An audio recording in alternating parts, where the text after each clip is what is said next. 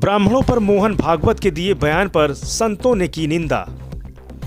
संघ प्रमुख मोहन भागवत के पंडितों पर दिए गए बयान पर माघ मेले में आए संत मौनी बाबा ने नाराजगी जाहिर करते हुए उनके इस बयान को दुर्भाग्यपूर्ण बताया है। मौनी बाबा ने कहा कि ऐसे बयान की मैं निंदा करता हूं, क्योंकि उनका ये बयान उनको हल्का करता है।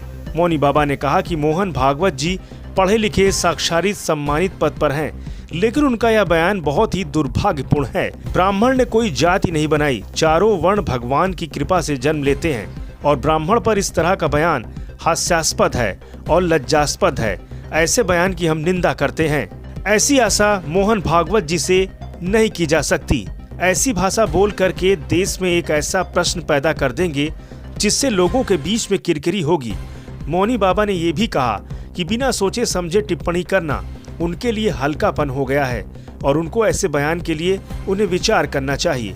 मौनी बाबा ने कहा कि संघ के प्रति पूरे देश के संत महात्माओं का विश्वास है और अगर ऐसे ही ऊट पटांग के बयान होते रहे तो कहीं न कहीं से अन्य दूसरे लोगों को मौका मिलेगा। उनका यह बयान देश को तोड़ने के लिए एक तलवार बन जाएगा। भविष्य में आशा करते हैं कि दोबारा ऐसा बयान ना दें। कि मोहन भागवत जी एक पढ़े लिखे साक्षर एक सम्मानित पद पे हैं, लेकिन उनका यह बयान बहुत ही दुर्भाग्यपूर्ण है। ब्राह्मण ने किसी जाति वर्ण व्यवस्था का नाम, आधार और जन्म नहीं दिया है। ब्राह्मण ने कोई जाति नहीं बनाई है। गीता में भगवान ने कहा है कि चातुर्वर्ण मया सृष्ट गुण कर्म विभागशः।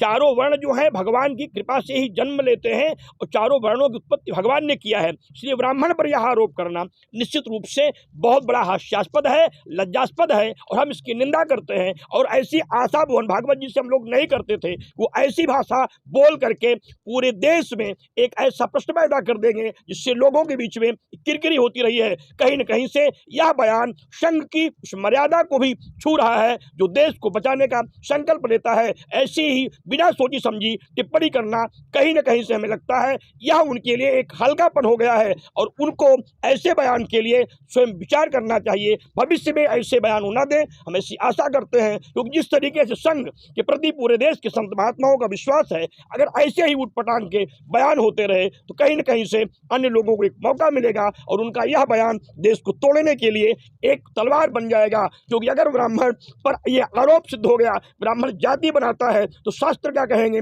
फिर राम का जन्म कैसे हुआ? कृष्ण का अवतार का मतलब क्या हुआ? फिर रामायण के लिए आप बात क्यों करते हैं? गीता के लिए बात क्यों करते हैं? अगर ब्राह्मण ही सबका आधार हो जाएगा, इन शास्त्रों का महत्व क्या रह जाएगा? इसलिए बहुत ही लज्जास्पद, निंदनीय है। हम कतई इसका समर्थन नहीं करते हैं। न ब्राह्मण ने कोई जाति बनाई है, न ब्राह्मण के हाथ में जाति बनाने का अधिकार है।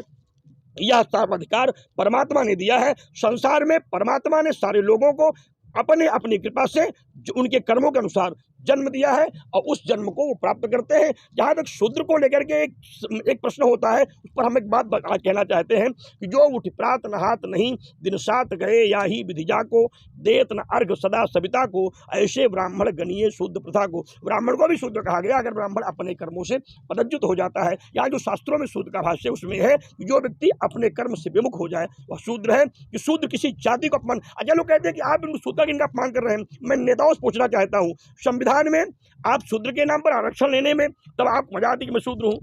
नौकरी लेना चाहते हैं तब आप शूद्र बनना चाहते हैं। आरक्षण लेना चाहते हैं, प्रमोशन लेना चाहते हैं, हर जगह आप उसकी उपाधि का उसका लाभ लेना चाहते हैं। और अगर गोस्वामी दास जी ने लिखा उसका बुरा मान गए, अगर हिम्मत है तो कबीर दास जी के उस दोहे को पढ़िए। इसमें कबीर दास ने लिखा है, उसको पढ़ने की हैसियत किसी भी नेता में नहीं है, क्योंकि कबीर दास जी उसी वंश परंपरा में पैदा हुए थे, इसलिए उनकी बातों कहने का हिम्मत नहीं है। गोस्वामी दास जी ब्राह्मण के यहाँ जन्म लिए थे, इसलिए उन पर